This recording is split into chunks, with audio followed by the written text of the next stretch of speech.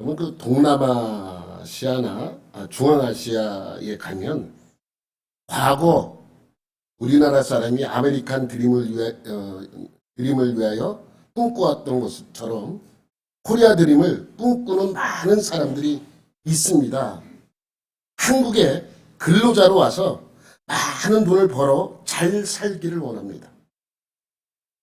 그럼 한국에 근로자로 와서 열심히 하면 잘 삽니까? 어떻게 알 수 있어요? 잘 살지 못 살지 어떻게 압니까? 그럼 어떻게 한국에 왔다 가면 잘 살지 못 살지 여러분 어떻게 알 수 있어요? 그동안 한국에 근로자로 갔다가 온 사람들이 어떻게 살고 있어요? 잘 살고 있어요. 그렇기 때문에 한국 갔다 오면 나도 잘 살 수 있다라고 믿는 것입니다. 여러분 방송을 제가 이렇게 본 게 있는데 어떤 여행자가 우즈베키스탄의 어디 지방 도시에 갔어요. 조그만 큰 도시가 아니고 지방 도시예요. 외국 사람들이 별로 없어. 그러다 보니까 외국인이 어디 낯선 사람이 와서 돌아다니는 것을 보고 신기하잖아요. 그래서 와서 말을 건답니다. 뭐라고 말을 거는 줄 아세요?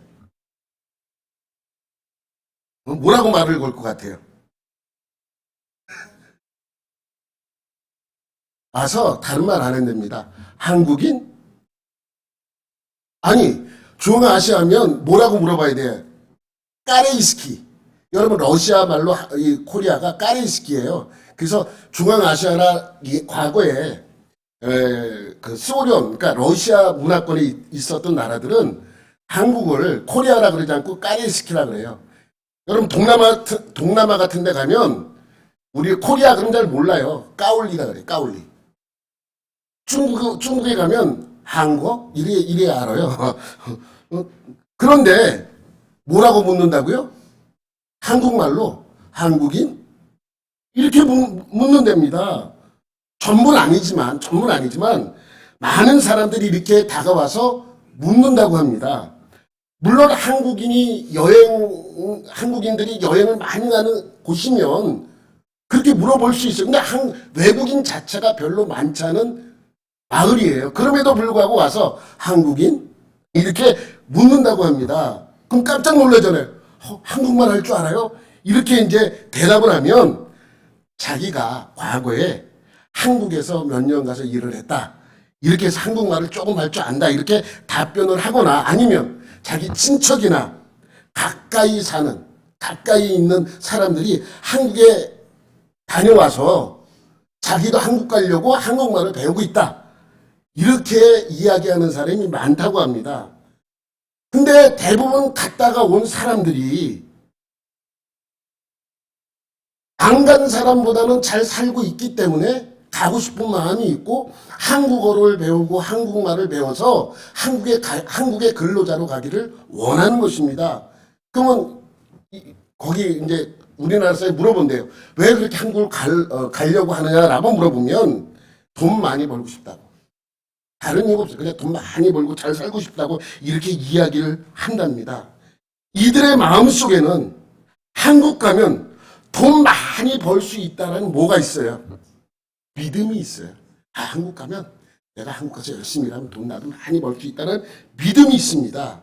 그런데 이런 믿음이 어떻게 생겼습니까? 자기 눈으로 봤기 때문이에요. 한국에서 일하고 온 사람들을 봤기 때문입니다. 대부분 잘 살아요. 막심이라는 사람은 건물을 몇 개 갖고 있습니다. 에딕이라는 사람은 세를 받고 잘 살고 있어요. 끄박이라는 사람은 큰 가게를 내서 장사를 열심히 하고 돈 많이 벌고 있습니다. 무민이라는 사람은 큰 집에서 살고 있습니다. 한국에서 벌어온 돈이 종잣돈이 되어서 그들이 그렇게 잘 살 수 있게 된 것입니다. 그래서 한국에 와서 번 돈으로 땅을 사고 건물을 짓고 이렇게 부동산에 투자를 하게 됩니다. 그리고 그 지역에서 부자가 돼요. 잘 사는 사람이 됩니다. 그런 모습을 본 그곳 사람들은 한국에 가서 일을 하고 오면 잘 살 수 있다는 믿음이 생기는 거예요. 그러니까 이들이 한국 가면 잘 살 수 있다라는 믿음이 어떻게 생겼습니까? 먼저 한국의 근로자로 다녀왔던 사람이, 갔던 사람이, 다시 말하면 막심, 에딕, 끄박, 무민이라는 사람이 잘 살고 있는 모습을 보고 믿음이 생긴 거예요.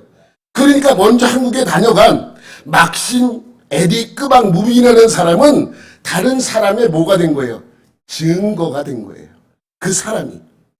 여러분, 내가 여기서 말하는 사람은 정말 우즈벡 사람입니다.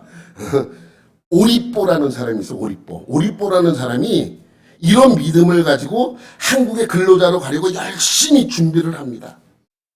어느 날 친한 친구가 찾아와서 이야기를 합니다. 친구야, 한국 가서 일한다고 잘 사냐? 한국 가고 잘못되면 어떡해? 나는 걱정이다. 그러니까 가지 않았으면 좋겠다. 라고 와서 말한다면 오리뽀라는 사람이 뭐라고 대답을 할까요?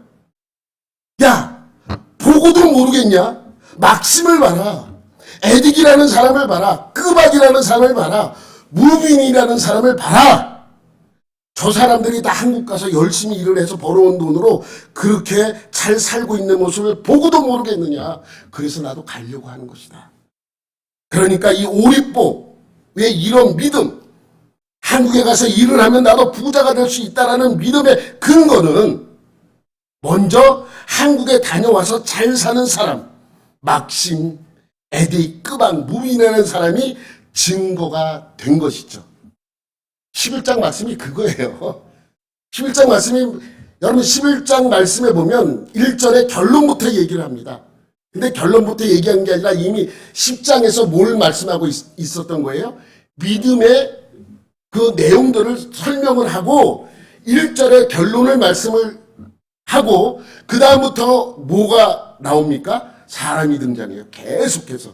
그 이야기예요. 누구는 이런 믿음, 누구는 이런 믿음, 누구는 이런 믿음, 누구는 이런 믿음. 끝까지 11장 마지막 절까지 사람을 등장을 시킵니다. 예를 드는 거예요. 오늘 보면 1절 말씀 보면 믿음에 관하여 설명합니다. 믿음이 뭐라고요? 바라는 것들의 실상이고 보이지 않는 것들의 증거라고 말씀하고 있습니다. 여기서 믿음은 무엇에 관한 믿음입니까? 아직 이루어지진 않았지만 내가 원하는 하나님께 기도하고 약속을 받은 그것입니다. 믿음은 하나님과 약속한 그것이 확실히 이루어진다라는 마음가짐입니다. 아, 하나님이 나랑 약속했지. 그건 반드시 하나님이 그걸 들어주실 거야. 약속의 말씀이죠. 그런 마음가짐이 실상이고 뭐예요? 증거입니다. 여러분, 실상이라는 단어 넘겨보면 실상과 증거는 이 재미있어요. 실상이란 말의 헬라어 원어의 뜻이 뭐냐면 근거예요. 근거. 근거라는 뜻도 가지고 있습니다. 그러니까 믿음은 내가 바라는 것에 근거가 되고 증거가 되는 것입니다. 믿음은 내가 바라는 것에 근거가 되고 증거가 되는 거예요. 그러니까 선조들의 믿음의 사건들이 나의 믿음의 근거가 되고 증거가 된 것입니다. 그래서 선조들을 한 명 한 명씩 나열하고 있는 거예요. 선진들은 두 가지를 우리에게 보여주고 있는 거예요. 한 가지는 자신들도 선조들의 사건이 믿음의 근거와 증거가 됐다라는 것과 또 다른 하나는 자신들의 믿음의 사건은 나의 후손들의 믿음의 근거와 증거가 된 것이에요. 약간 어렵죠? 들어보면 아세요.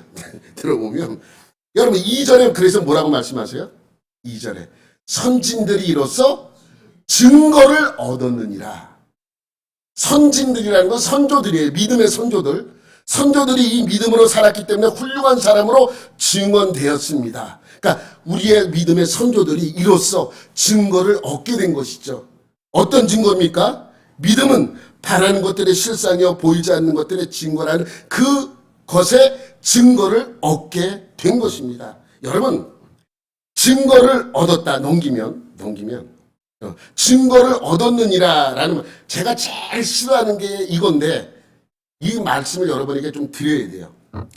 이 증거를 얻었다라는 이 단어는 우리나라 말에는 그게 확 뭐 대충 넘어가도 다 이해가 되지만 이 헬라어는 정확하게 그것이 표현되어 있는 게 뭐냐면 수동태인지 능동태인지 정확하게 표현을 해요. 그게 남성인지 여성인지 동사 안에도 그것이 정확하게 표현되어 있어요. 우리는 개가 먹었어. 개가 먹었어. 이러면 개가 누군지, 남잔지 여잔지, 먹은 주체가 누군지 잘 모르잖아요. 근데 헬라어에는 정확해요. 개가 남자인지 여잔지 정확하게 표현해야만 되고, 먹었다라는 단어에도 여성이 먹었는지 남성이 먹었는지 정확하게 표현을 해야 돼요. 그렇기 때문에 이 단어는, 증거를 얻었다라는 단어는 능동태가 아니에요. 수동태예요. 수동태. 수동태라는 것은 뭐냐면 능동태는 내가 하는 것이고 수동태는 누구로부터 하게 만들어진 거예요. 그러니까 이 단어, 이 선진들이 이로써 증거를 얻었느니라는 말의 원어의 뜻을 정확하게 표현하자면 이렇게 표현하면 돼요. 넘기면 조상들이 이로써 하나님으로부터 증거를 받았느니라. 그러니까 내가 증거를 만든 것이 아니라 하나님이 그 증거를 우리에게 주신 것입니다. 그러니까 믿음의 증거는 누구로부터 받아내는 것입니까? 하나님으로부터예요. 하나님으로부터 받아내는 것이 우리가 말하는 믿음이에요. 여러분, 우리가 말하는 믿음은 내가 말하는 것을 믿는 그런 것이 아니라 하나님이 약속한 것을 믿는 믿음입니다. 그러니까 믿음의 시작은 어디서부터 출발해야 됩니까? 하나님의 말씀으로부터 시작해요.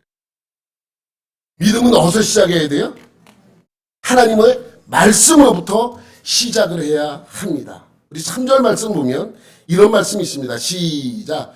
믿음으로 모든 세계가 하나님의 말씀으로 지어진 줄을 우리가 아나니 보이는 것은 나타난 것으로 말미암아 된 것이 아니니라.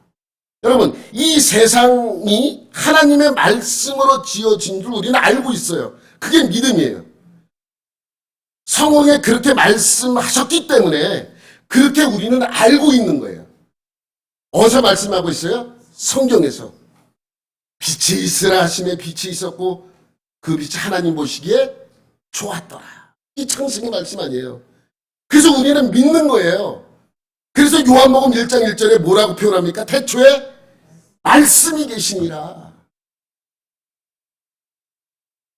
하나님의 약속도 뭐를 통해서 알 수 있다는 거예요? 말씀을 통해서 알 수 있어요. 그러니까 믿음의 시작도 어디에 있다는 거예요?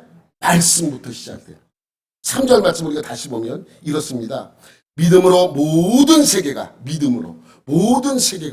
하나님의 말씀으로 지어진 줄을 우리가 압니다. 그죠? 근데 그거에 대하여 설명하는 것이 보이는 것은 나타나는 것으로 말미암아 된 것이 아니니라. 이 말을 좀 어떻게 이해를 해야 되냐면 쉽게 말하면 이거예요. 보이는 것이 전부가 아니니라. 보이는 것이 전부가 아니다.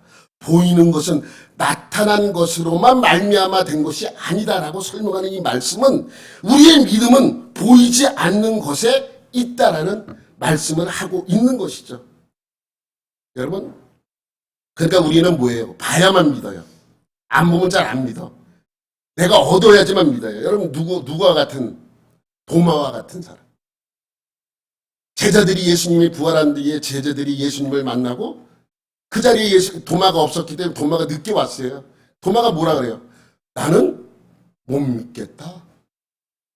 그렇게 온 사람이 예수님인지 아닌지 내가 어떻게 아느냐? 정말 그 예수님이냐?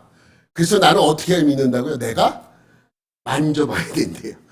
못자국을 만져보고 찬자국에 손가락을 넣어봐야 안 돼요. 그 다음에 예수님이 나타나서 도마를 따라 부르자. 도마야 일로 와라. 네가 그렇게 못 믿겠냐? 그럼 만져봐라. 여러분, 우리의 믿음은 보이는 것에만 있지 않습니다. 보이지 않는 것에 있습니다. 우리의 믿음은 말씀 안에서 이루어지기 때문입니다. 여러분, 지난주에 믿음을 다른 표현으로 무엇이라고 말씀드렸습니까? 믿음은 다른 말로 기다림. 기다림이라고 말씀을 드렸어요. 어떻게 기다려야 합니까? 그렇죠. 끝까지. 담대함을 버리지 않고 인내로 기다려야 한다라고 말씀을 드렸습니다. 중도에 포기하면 그것은 믿음입니까? 아닙니까? 믿음이 아니죠.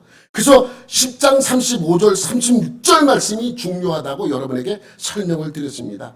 이 9절 말씀이 2024년 표 구절이죠. 보죠. 그러므로 너희 담대함을 버리지 말라. 이것이 큰 상을 얻게 하느니라. 너희에게 인내가 필요하면 너희가 하나님의 뜻을 행한 후에 약속한 것을 받기 위함이라. 이 말씀은 같은 말씀이라 그랬어요. 담대함을 버리지 않는 것이 밑에 인내가 필요하는 거예요. 그리고 큰 상을 얻는 것은 하나님의 약속하신 큰 상입니다. 그런데 중요한 것이 여기에 있다 그랬어요. 무엇이 중요하다 그랬어요? 그렇죠. 36절 가운데 줄이에요. 36절 가운데 줄. 너희가 하나님의 뜻을 행한 후에. 그리고 나서 어떻게 하면 된다고요? 기다리면 돼요. 언제까지? 하나님이 약속한 큰 상을 받을 때까지 기다리면 되는 거예요. 왜? 하나님은 반드시 그 약속을 지켜주시는 분이기 때문입니다. 하나님께서 언젠가는 반드시 이루어 주십니다. 믿음은 무엇입니까? 그 언젠가는까지, 언젠가는 이루어진 그 언젠가는까지 그 마음을 잃지 않는 것, 그 마음을 잃지 않는 것이 믿음입니다. 그래서 믿음의 시작은 무엇입니까? 약속의 말씀이죠. 그러면서 첫 번째 믿음의 사람을 언급하는 사람이 누구예요? 오늘 4절 말씀에 나오는 아벨입니다. 아벨의 믿음의 행위는 2절 말씀처럼 뭐예요? 선진들이 이로써 증거를 선진들의 증거 중에 한 명이 바로 아벨이라는 사람이죠. 아까 오리뽀라는 사람이 한국 가면 돈 벌 거야 라는 믿음이 누구로부터 나왔다 그랬어요? 막심, 에딕, 끄박, 무빙이라는 사람의 그 모습을 보고 야 나도 한국 가면 저 사람들처럼 잘 살 수 있어라는 믿음이 생긴 거죠. 그래서 한국에 오려고 노력을 하고 한국어도 배우고 한국말도 배워서 한국 가려고 노력하는 그 모습. 그 믿음의 증거라는 것이죠. 똑같습니다. 창세기에 나오는 아벨의 이야기를 모르는 사람은 별로 없을 것입니다. 그래도 제가 다시 한번 설명을 드릴게요. 하나님께서 말씀으로 천지를 창조하셨죠. 아담과 하와를 창조하셨습니다. 그리고 에덴이라는 동산에 그들을 두어 에덴 동산을 다스리게 했습니다. 그죠? 어느 날 하나님이 따먹지 말라고 한 선악을 알게 하는 나무의 열매를 따먹음으로써 죄를 범하게 되고 에덴 동산에서 어떻게 돼요? 쫓겨납니다. 그리고 죄를 범한 아담에게는 평생 땀을 흘려 수고하여야 먹을 것을 얻게 되는 그러한 벌을 내리고 하와는 아기 낳는 고통을 더 하게 하십니다. 그래서 이들은 에덴 동산에서 쫓겨나 아담은 수고하여 땀을 흘리며 먹을 것을 얻었고 하와는 더한 고통으로 아기를 낳아 기르게 됩니다. 그렇게 해서 낳은 아들이 첫째가 누구예요?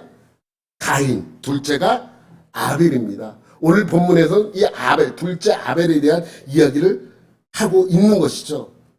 가인과 아벨은 잘 자랐습니다.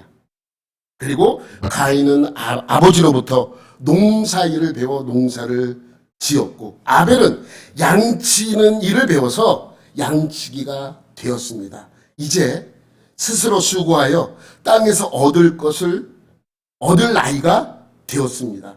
가인은 농사를 지어서 이제 자기가 지은 농산물로 하나님께 드렸고 아벨은 양을 치는 자였기 때문에 양의 첫 새끼를 드렸습니다.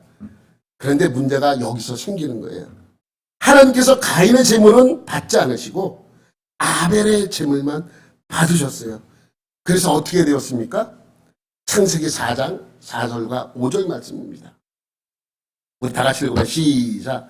여호와께서 아벨과 그의 제물은 받으셨으나 가인과 그의 제물은 받지 아니하신지라. 가인이 몹시 분하여 안색이.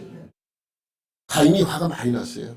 자기도 제물을 드렸는데 하나님 받지 않으셨어요? 화가 났어요. 그래서 하나님께서 가인에게 묻습니다.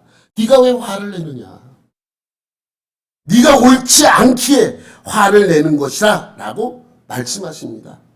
그리고 뭐라고 덧붙여서 말씀하시냐면 죄를 스스로 다스려야 한다고 말씀하십니다. 죄를 스스로 다스려야 한대요.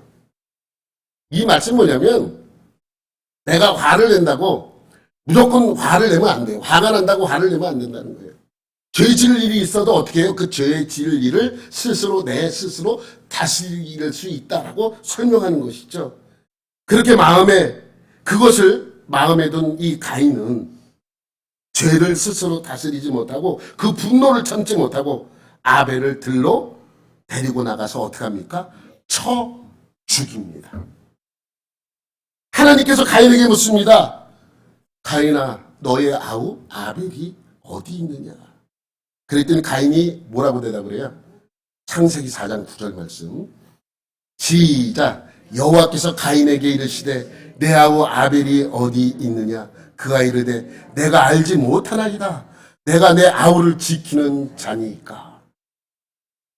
하나님께서 다시 가인에게 말씀합니다. 너의 동생 아벨의 빗소리가 땅에서부터 내게 호소하느니라.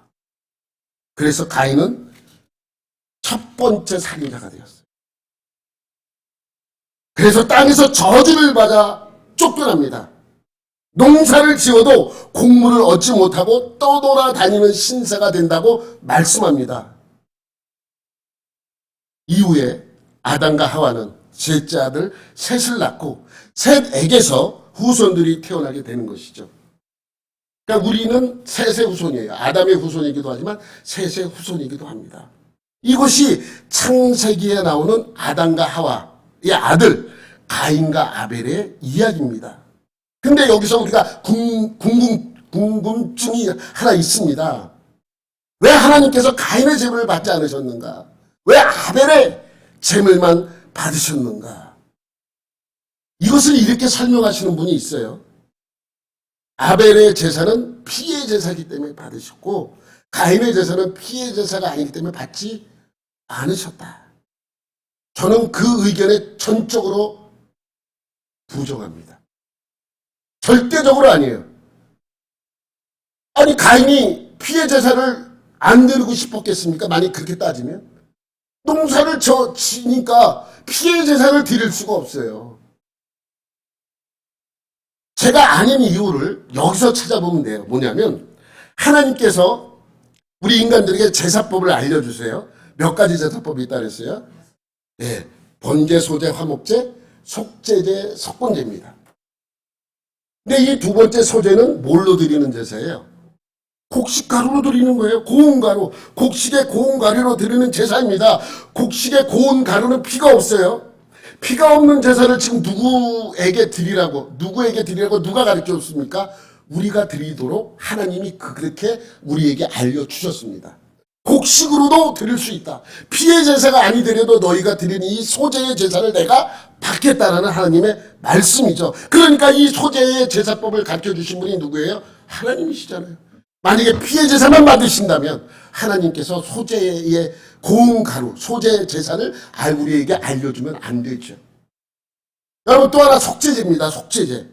속죄제, 죄를 용서받는 제사는 원칙적으로 죄를 용서받기 위해서는 피의 제사를 드려야 돼요. 그래서 하나님께서 뭐로 제사를 드리라고 말씀하십니까? 소와 양과 염소로만 제사를 드려야 맞습니다. 이게 맞아요. 원래 이렇게 세 가지로 제사를 드려야 돼요. 그런데 내가 속죄 제사를 드려야 돼. 근데 내가 돈이 너무 없어. 가난해.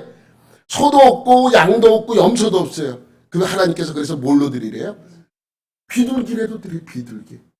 비둘기라도 드리라. 그럼 내가 받겠다. 그래서 비둘기를 드려요. 근데 비둘기로도 드릴 형편이 안 돼. 그런 사람은 뭐로 드리라? 곡식 가루로 드리래요. 그러니까 피의 제사로만 드려야 하나님이 받으시는 것이 아니라 곡식으로 드려도 하나님이 받으신다라고 말씀하셨습니다. 이렇게 하신 분이 하나님이신데 농사만 짓는 가인에게 피해 제사를 요구했다고 한다면 그것은 하나님의 속성에 맞지 않습니다. 그럼 왜 아벨의 제사만 받으셨는가? 오늘 본문 4절에 이렇게 설명하고 있습니다. 시작. 믿음으로 아벨은 가인보다도 나은 제사를 하나님께 드림으로 의로운 자라 하시는 증거를 얻었으니 하나님이 그 예물에 대하여 증언하십니다. 그가 죽었으나 그 믿음으로써 지금도 말은 아벨은 누구보다 더 나은 제사를 드렸다고요? 가인보다 더 나은 제사를 하나님께 드렸어요. 여러분, 더 나은 제사를 어떻게 드리는 것이 더 나은 제사입니까? 그렇죠. 넘기면 그렇죠. 믿음으로 드리는 거예요. 믿음으로. 더 나은 제사를 드렸던 어떻게 더 나은 제사를 드렸는가? 믿음으로 드렸기 때문에 하나님께서 그의 제사를 더 나은 제사라고 평가를 하는 것입니다. 여러분, 더 나은 제사, 믿음으로 드리는 제사는 어떤 제사입니까? 아벨이 그렇게 믿음으로 인정받는 제사의 제물을 드렸다는 것은 하나님께서 증언해 주신 것이죠. 하나님이 그 예물에 대하여 증언하십니다. 하나님께서 인정해 주셨고 증언해 주셨습니다. 그럼 어떤 제사가 믿음으로 드리는 거예요? 하여튼 건 모르겠고 그냥 믿음으로 드린 거야. 믿음으로 드려서 하나님 받으신 거야. 그 말씀을 우리가 알기 위해서는 창세기로 다시 넘어가야 합니다. 창세기 4장 4절과 5절 말씀입니다. 다 같이 시작. 여호와께서 아벨과 그의 제물은 받으셨으나 가인과 그의 제물은 받지 아니하신지라. 여러분, 아벨의 제물은 받으시고 가인의 제물은 받지 않으셨다. 이렇게 증거해 주셨어요. 그럼 우리가 생각할 때 봐라. 그냥 아벨의 제물만 받으셨고 가인의 제물은 받지 않으셨어. 이렇게 생각할 수 있습니다. 여기서 잘 보세요. 잘 보셔야 됩니다. 보셨어요? 안 보여요? 째려보세요. 뭐가 보이나? 여러분, 여기서 잘 보셔야 돼요. 아벨의 무엇을 받으셨어요? 아벨과 그의 제물이에요. 그냥 그의 제물만 받으신 것이 아니라 뭣도 받으셨어요? 아벨도 받으셨어요. 가인의 제물만 받지 않은 것이 아니에요. 가인과 그의 제물이에요. 가인과 제물. 그러니까 가장 우리가 하나님께 드릴 때 가장 중요한 것은 뭐예요? 우리예요, 우리. 에이, 내가 큰 돈 헌금했는데 아직도 하지 뭐. 이게 아니라 헌금보다 더 중요한 건 뭐예요? 내 자신이에요, 자신. 하나님이 받으시는 제사는 어떤 제사인가? 나를 드리는 제사. 나를 드리지 않는 제사는 하나님이 기뻐하시지 않아요. 그러니까 성공적인 예배는 어떤 예배입니까? 하나님이 받으시는 예배가 성공적인 예배입니다. 그러면 성공적인 예배가 되기 위해서 어떻게 해야 됩니까? 나를 드려야 돼요. 이것은 히브리서에만 나오는 말씀이 아니고 창세기에만 이렇게 나오는 말씀이 아니고 로마서에도 그렇게 기록이 되어 있습니다. 로마서 12장 1절 2절 말씀 1절 말씀 시작. 그러므로 형제들아 내가 하나님의 모든 자비하심으로 너희를 권하노니 너희 몸을 하나님이 기뻐하시는 거룩한 산 제물로 드리라. 이는 너희가 드릴 영적 예배니라. 우리 몸을 드리래요. 우리 몸을 칼로 찔러서 피를 내고 가죽을 벗겨서 이렇게 내 대장을 다 드러내고 드리라는 것입니까? 근데 여기서 뭐라 그래요? 산제물이에요. 산제물. 죽은 제물이 아니라 산제물로 드리래요. 우리 몸을 죽어서 드리지 말고 살아서 드리래요. 이게 산제물이에요. 그러니까 우리 몸을 찢어서 피를 내고 가죽을 벗기고 내장을 드러내고 이렇게 드리라는 말씀이 아니죠. 산제사로 드리는 죽은 제사가 아니라 산제물로 드리는 우리 몸을 산제사로 드리는 제사가 영적 예배이고 하나님이 받으시는 예배이고 온전한 예배입니다. 우리 자신을 드리지 못하는 예배는 온전한 예배가 될 수 없습니다. 하나님이 받지 않으시는 예배겠죠. 쉽게 설명하자면 어떻게 해야 돼요? 이게 내용. 그러면 나를 드리는 예배가 어떤 예배예요? 진심으로 드리는 예배겠죠. 내 자신도 드리는 예배. 그러니까 형식적으로, 쉽게 말하면 쉽게 말하면 가인은 형식적으로 예배를 드린 거고, 아벨은 진심으로 예배를 드린 거예요. 어쩌면 성경에 기록이 없어요. 또 어디 가서 갈보리 교회 갔더니 손목사가 이렇게 어쩌면 가인이 더 많은 것을 가지고 와서 더 크게 하나님께 드렸을 수도 있어요. 그거는 설명하지 않아요. 얼마큼 드렸다. 아벨은 첫 새끼 어린 양을 드렸어요. 큰 게 아니에요. 큰 양이 아니라 양의 첫 새끼를 드렸어요. 그러니까 여기서 말씀하고 있는 아벨의 예배는 진심으로 드렸다라고 표현할 수밖에 없는 것이죠. 자기 자신과 함께 하나님께 드린 것이죠. 그래서 아벨과 그의 재물은 하나님이 받으시고 가인과 그의 재물은 받지 않으신 것이죠. 아벨은 진심으로 드렸기 때문에 하나님께서 아벨과 그의 재물을 받으신 것이고, 가인은 형식적으로 드렸기 때문에 가인과 그의 재물은 받지 않으신 것이죠. 우리의 드리는 이 예배도 하나님이 받는 예배가 되게 하려면 나 자신을 드리는 예배가 되어야 합니다. 최선을 다하는 예배, 진정성 있는 예배가 되어야 합니다. 이런 예배가 나 자신을 드리는 예배겠죠. 그래야 하나님께서 이 예배를 받으시는 것입니다. 여러분, 여기서 우리가 생각할 것이 하나 있습니다. 하나 생각하고 넘어가야 돼요. 성경의 기록에 따르면 하나님께 제사 드리는 아벨의 이 믿음의 행위는 몇 번째 사례예요? 첫 번째 사례죠. 그러면 아벨은 누구로부터 그 믿음이 증거가 되어서 그것을 본받았습니까? 여러분, 5절 말씀. 우리 5절 말씀. 믿음으로 에녹은 죽음을 보지 않고 옮겨졌으니 하나님이 그를 옮기심으로 다시 보이지 아니하였느니라. 그는 옮겨지기 전에 하나님을 기쁘시게 하는 자라 하는 증거를 받았느니라. 에녹은 누구로부터 증거를 받았어요? 아벨이죠, 아벨. 4절에 아벨. 에녹은 아벨로부터 아벨의 그 모습이 그 증거가 된 것이죠. 그러면 7절에 나오는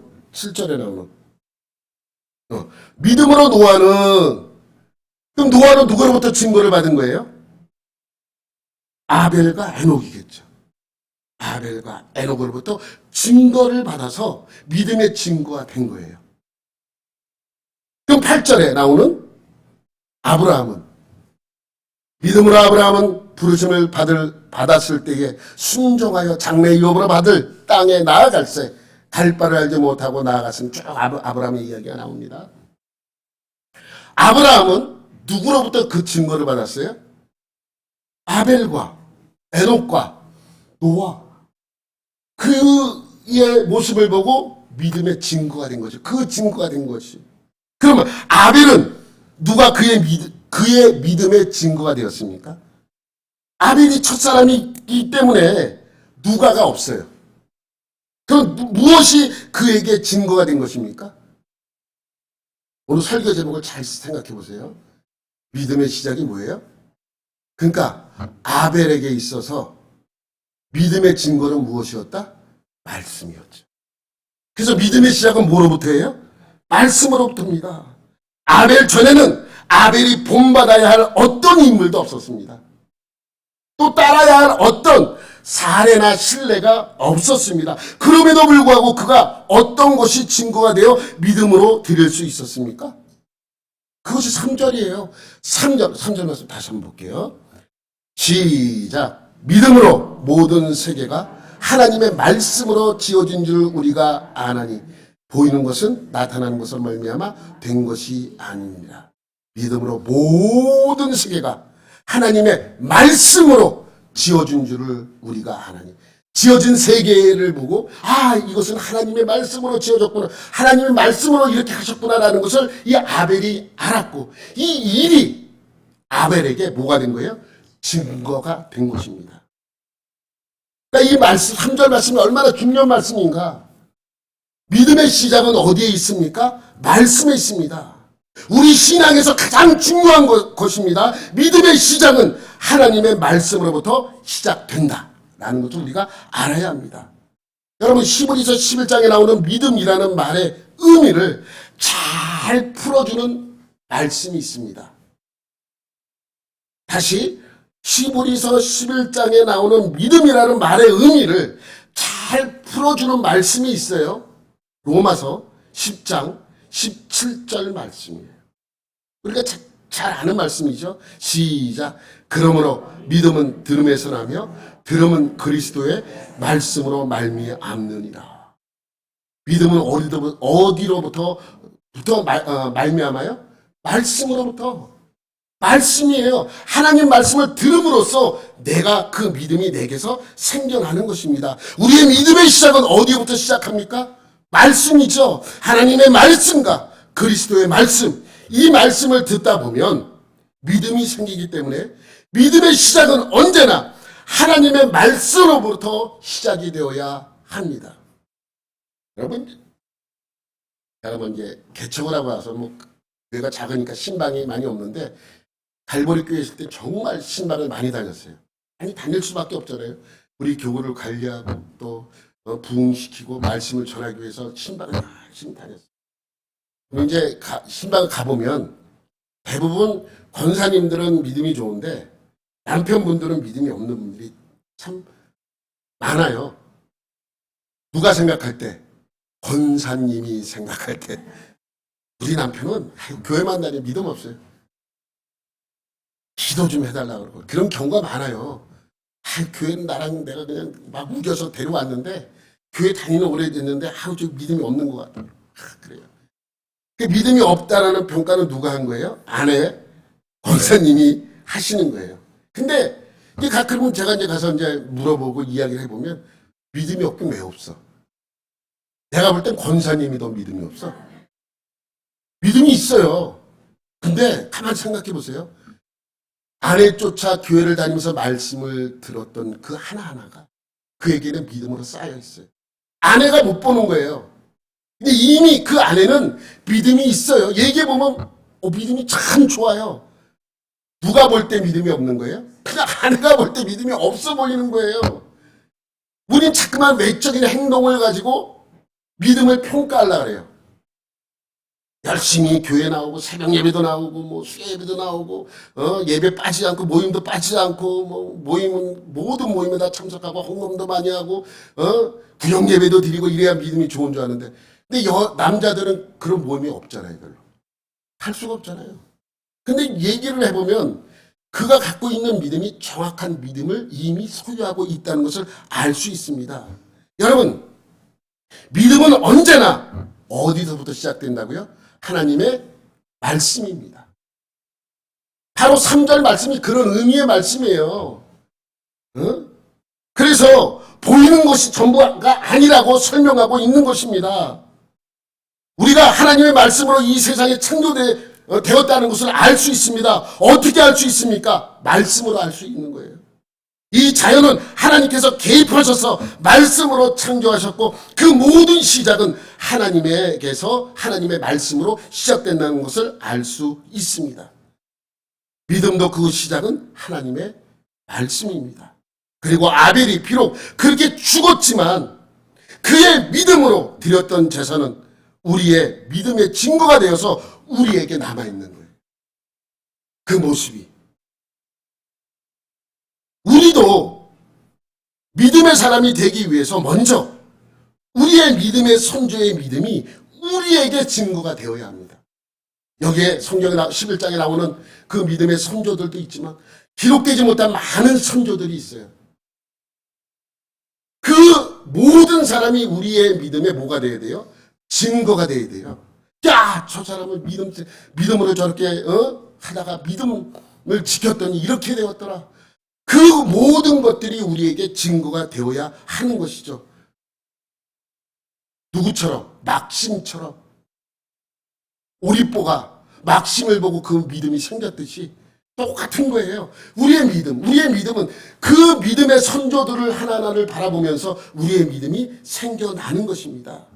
그래서 우리는 그 믿음의 증거들을 보고 하나님의 약속의 말씀, 나와 한 그 약속의 말씀이 이루어지게 지는 그날까지 내 믿음을 지켜내야 하는 것이죠. 그것이 믿음이에요.